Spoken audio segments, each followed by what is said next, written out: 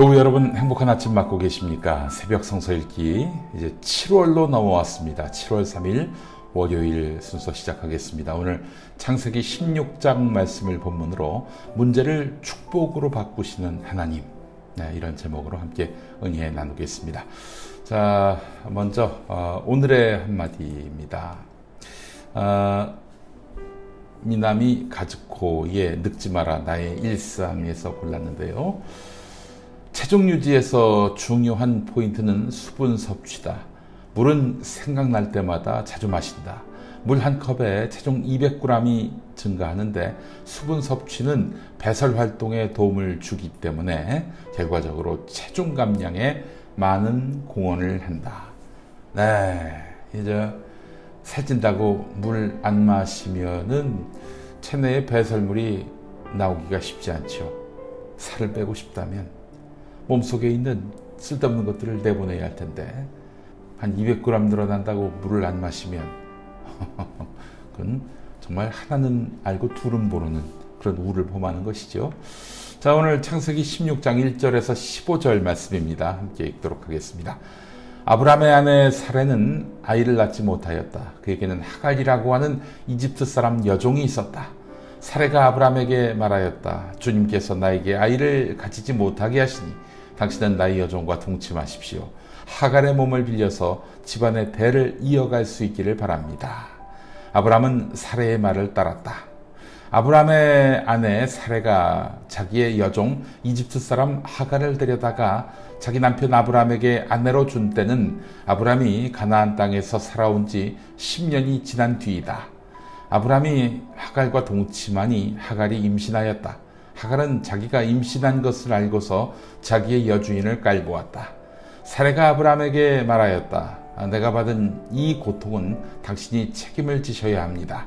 나의 종을 당신 품에 안겨 주었더니 그 종이 자기가 임신한 것을 알고서 나를 멸시합니다. 주님께서 당신과 나 사이를 판단하여 주시면 좋겠습니다. 아브라함이 사레에게 말하였다. 여보, 당신의 종이니 당신 마음대로 할 수 있지 않소. 당신이 좋을 대로 그에게 하기 바라오. 사레가 하갈을 학대하니 하갈이 사레 앞에서 도망하였다. 주님의 천사가 사막에 있는 샘 곁에서 하갈을 만났다. 그 샘은 수르로 가는 길 옆에 있다. 천사가 물었다. 사레의 종 하갈아, 내가 어디서 와서 어디로 가는 길이냐? 하갈이 대답하였다. 나의 여주인 사레에게서 도망하여 나오는 길입니다. 주님의 천사가 그에게 말하였다. 너의 여주인에게로 돌아가서 그에게 복종하면서 살아라. 주님의 천사가 그에게 또 일렀다. 내가 너에게 많은 자손을 주겠다. 자손이 셀 수도 없을 만큼 불어나게 하겠다. 주님의 천사가 그에게 또 일렀다. 너는 임신한 몸이다. 아들을 낳게 될 터이니 그의 이름을 이스마엘이라고 하여라. 내가 고통 가운데에서 부르짖는 소리를 주님께서 들으셨기 때문이다. 너의 아들은 들나귀처럼 될 것이다. 그는 모든 사람과 싸울 것이고 모든 사람 또한 그와 싸울 것이다. 그는 자기의 모든 친족과 대결하며 살아가게 될 것이다. 하갈은 내가 여기에서 나를 보시는 하나님을 뵙고도 이렇게 살아서 겪은 일을 말할 수 있다니 하면서 자기에게 말씀하신 주님을 보시는 하나님이라고 이름지어 불렀다. 그래서 그 샘 이름도 부엘라 헤로이라고 지어서 부르게 되었다. 그 샘은 지금도 가데스와 베렛 사이에 그대로 있다. 하갈과 아브람 사이에서 아들이 태어나니 아브람은 하갈이 낳은 그 아들의 이름을 이스마엘이라고 지었다.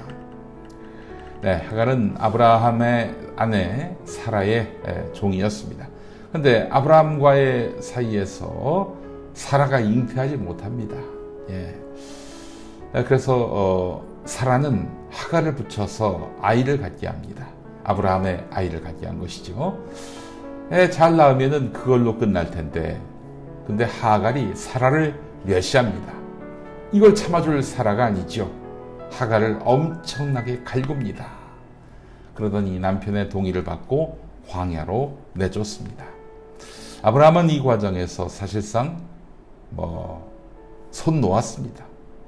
보고만 있었습니다. 누군가를 편들었다가는 자칫 듣게 될지 모를 원망이 두려웠던 것입니다. 결국 하갈은 아브라함에게 변변한 위로도 받지 못하고 쫓겨납니다. 그런데 이게 웬일입니까? 하나님이 사자를 보내서 광야에서 헤매는 하갈을 만나게 합니다.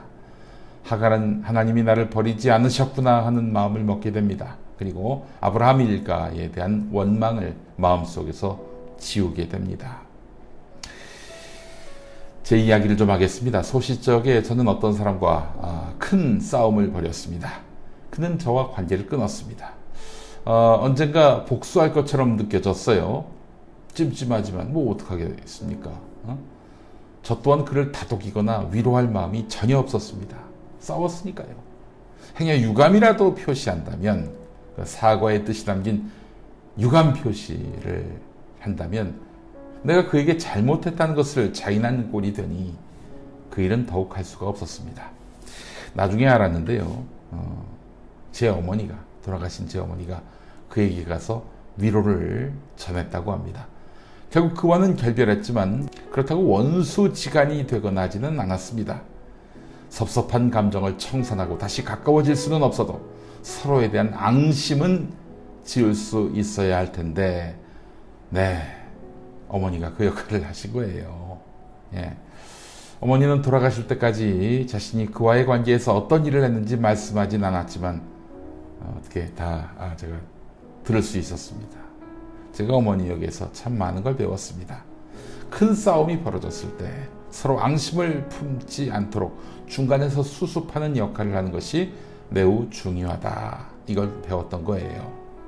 하나님이 아브라함 일가와 하갈 사이에서 그렇게 중재하셨듯이 말입니다. 평화의 중재자가 되는 하루가 되시기를 바랍니다. 하나님 기뻐하실 겁니다. 함께 기도하시죠.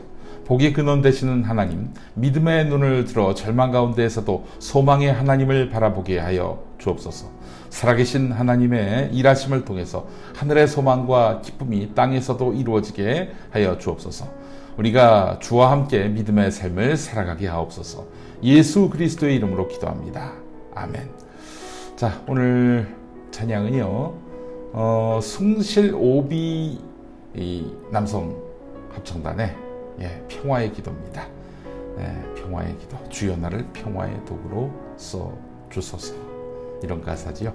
한국 기독교 장로회 총회 교육국이 만드는 말씀과 삶, 여러분 구독 구매 바라겠습니다.